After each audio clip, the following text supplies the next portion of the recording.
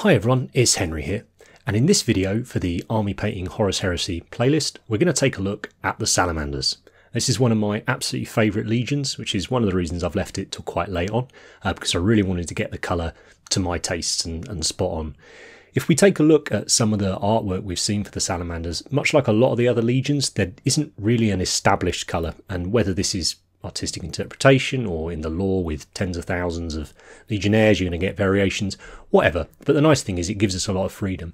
So I've gone for my favourite colour to use with the Salamanders, which I think is a bit closer to the plates that we see in the black books. But this is army painting, so I want to achieve that colour nice and quickly so I can replicate it across a large army and get playing those games. So let's paint.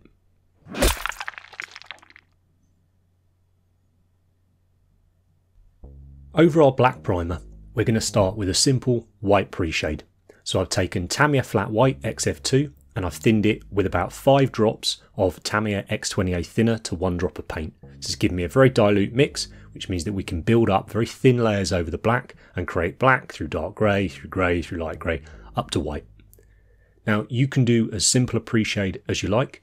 For here, I'm choosing to have a light source above the miniature and slightly to the right as we look at it, and that applies to the back and to the front.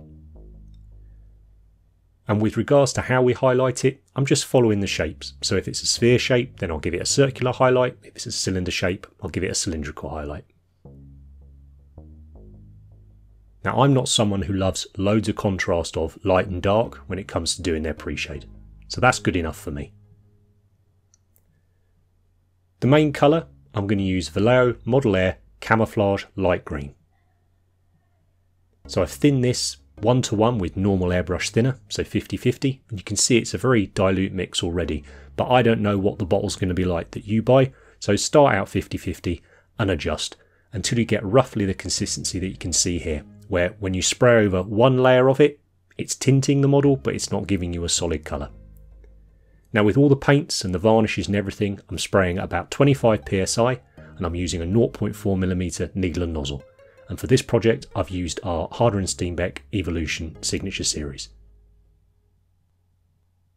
So I'm going to keep going around the model here until I'm happy with the colour. I think that took me 3 or 4 coats to get to where I am on that.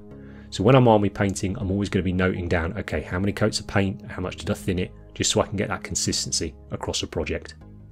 Now you'll notice where your green's gone over the very, very dark areas of your pre-shade, it sort of washes it out and it goes a bit murky and horrible. So I'm adding a little bit more colour into the shadow. And I can also at this stage change some of my highlights. So if I've gone a bit too broad on one of my highlights, I can bring it back by adding in a shadow colour. And this is the new Games Workshop Biel Tan Green shade. So I haven't thinned this at all, it's just straight in the airbrush. And I'm spraying on all those areas that were dark and in shadow before. So it just gives the shadows a little bit more interest, a little bit more colour.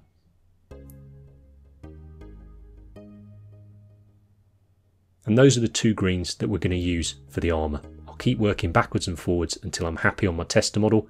Again, always noting it down what I'm doing so that I can replicate that across my army. Now for the shoulder pads, super simple, possibly the most boring tutorial I've ever done. I'm going to spray it black. I'm using Vallejo model colour black, but use whatever black you like in your airbrush. And I'm still showing you spraying black. Very, very simple highlight. I've chosen Vallejo Model Air Dark Sea Grey, so quite a dark grey with a tiny bit of blue in it. I'm just going to do a simple circular highlight at the top of his pad there.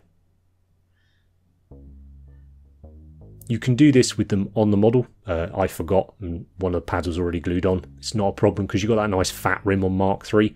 Any oversprays, not an issue, but ideally blue tap them on so you can do them separately. It's a lot less stressful. Now we want to prepare the model for the next stage, and for this we're going to give it a gloss varnish. I'm using Vallejo polyurethane gloss, use whatever you like, but we want it looking like a boiled sweet, so really, really glossy. And this is for 2 reasons. One, our decals, but also we want to pin wash the model or panel line it. Now originally I was going to use black. I really like black as a panel line colour for green, but I thought I might make this a touch more interesting, and I've chosen sort of a dark brown here called bitume. I thought it might double up not only as a panel liner but give me a bit of extra weathering as well. And I'm thinning that oil paint down here with an odourless mineral spirit. My preferred one's Winsor Newton Sansador. So I use a synthetic brush, I mix it together to create a wash. And now we just flood that wash into all of those recesses. If you want to see a bit more information about pin washing and the different materials you can use, different types of paint, then I'll chuck a link up at the top there for a video dedicated to that. But I'm just going to work my way around the entire model. I just want to take a sec and say thanks ever so much to the support that you guys are giving us.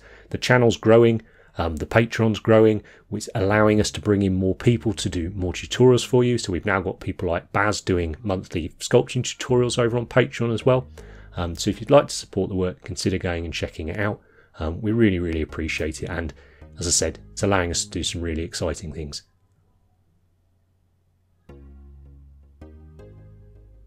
This is always my favourite stage of painting. You can just zone out and just watching that paint wick into all the recesses. I love it. And I'm going to do the decals at the same stage, and then I'm just going to leave the model overnight. Although it's a fast drying oil, or faster drying, there's no point rushing it. Just leave it overnight and do it at your next hobby session. You could comfortably get a squad up to this stage in an evening. So once all that's dry, I'm going to give the armour its finish. And I've chosen a satin finish for this. Now normally I mix up my own satin mixes by combining gloss and matte, but I really like this Amma by Mig Lucky Varnish range, and I've got their satin, so I thought I'd just give that a blast on here and see if I liked it. I didn't want to go ultra matte with it, I just felt the armour would look a bit nicer with a satin finish. Now we want to chip it up a little bit. So for this I'm using a sponge, and I've dipped it in Orruk Flesh, so a lighter green colour. And whenever I'm doing this little bit of weathering, so chipping basically, I'll always start on the back of the model, because if you've got too much on the sponge and all the rest of it, which will happen sometimes, at least you don't mess up the really nice bit on the front. I'm just going to go around the edges that I think will take the most damage, so there'll be more chips on the lower half of him, his shoulder pads, his faceplate. For his shoulder pads, I'd just load up a grey, or I might do it with silver later on, because they're black, and obviously the green chips might look a bit peculiar on there.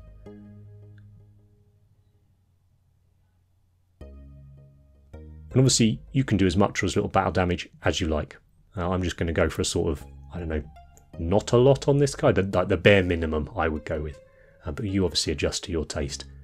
Then we're going to go in with a darker brown. For this case I've used GW Rhinox Hide, sort of red brown. And I'm just going in with my brush this time, and I'm just going to tap over a few of the areas that I've already done the green chips, just to create some areas of slight corrosion.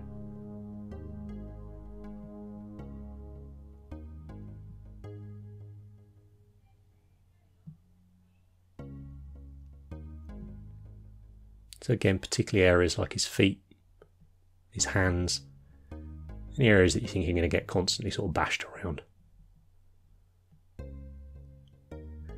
Now the gold on the Salamanders, I know we're not doing much on this guy. I've chosen not to do a lot of trim on this guy, but they are quite flashy, you know, they're kind of renowned for their whole artificer stuff, so we want to get the gold right. For me, I want it nice and warm. Now I'm starting with a paint I use very commonly when I'm doing bronzes or golds or brass or anything. That's scale 75 Decayed Metal. It's basically a metallic brown colour, paints on very easily. And then for the gold itself, it's another scale 75 colour. This one's called Viking Gold. So it's a nice, warm, quite a dark gold. I'm just going to paint this on all the gold areas, leaving that decayed metal in the recesses.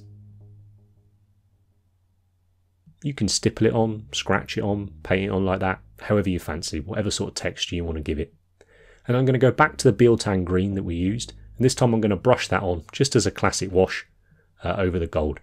I've thinned this down quite heavily, so I put my brush in the pot and put one brush worth of paint on the palette, and then I did put the brush in the water cleaning pot, brush cleaning pot, and then added that to it. So it's basically half and half. And it just, I think it ages the gold down a little bit and makes it look a bit nicer. Now for the eye lenses, I'm going to break one of my rules where I'm going to put red lenses on goodies, because obviously red's for baddies, but I do love that bit of the lore with salamanders, that they were designed to look like just the scariest things imaginable. You know, these sort of demons almost, with this jet black skin and coal red eyes, like fire red eyes, embers I guess, whatever you want to call it, fiery. Just really cool. So I've gone for a dark red, a bright red, and then an orange. In this case I've used corn red, Evil Sun Scarlet, and Fire Dragon Bright by Games Workshop. But you use whatever ones you have in your collection. You just want that sort of step between the two of them, or three of them rather. So we paint the dark one in the whole of the lens, we paint the bright red in 2/3, 3/4 of the lens, an orange line along the bottom edge, and then a little white dot in the top corner.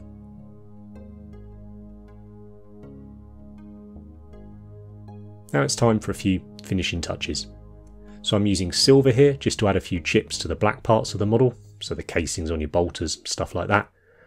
For the metal parts on the model, the silver parts, I've just used Games Workshop Iron Warriors, just a dark silver. And then I might do a few really fresh chips with that silver on the green armour as well. And the last thing, I'll take a brown oil wash. So in this case I'm using Shadow Brown by Absalom 502, but you could use any dark brown oil you like, burnt umber, anything like that. Thin it down into a wash, and I'm going to wash that all over the metal areas. Give them a bit more interest, a bit of colour, a bit of grime. And I'm going to wash it all over the black piping and the ribbing and the connective material. It's nice and simple, but it at least adds a level of detail to those areas so they don't look forgotten.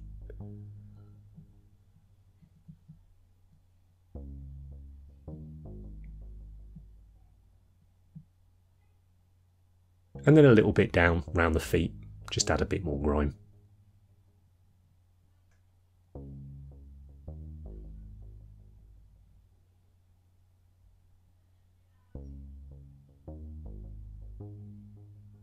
Again, I'm just fiddling now really, could have stopped ages ago on it. But here he is done, and I am really, really pleased with this paint job. So it's one of my favourite legions, and it was actually the first Heresy army I painted back when book 1 came out, so 10 years or whatever ago that was. So it's been really, really nice to revisit them, and I'm particularly pleased with how the greens come out. This is how I picture them. So I hope you're going to find it useful, and if you do try it out on a Salamanders army or any other army you fancy using this green on, do give us a tag in social media, because I love seeing it when someone takes one of these single miniature tutorials and then replicates it across a whole army. It gives me a real kick, and it's nice to know if the actual scheme works. I'm pretty confident it will. I've painted a lot of Marines, but it's always nice to see. So as ever, if you've enjoyed the video, hit that like button. If you aren't already subscribed, hit the little bell so you get notifications when the next video is coming up. There's a couple more videos left now in the Heresy playlist. I think next up, Fancy Word Bearers. So let me know your thoughts. Got any questions, pop them in the comments. I'll get back to you as soon as I can, and I'll see you next time.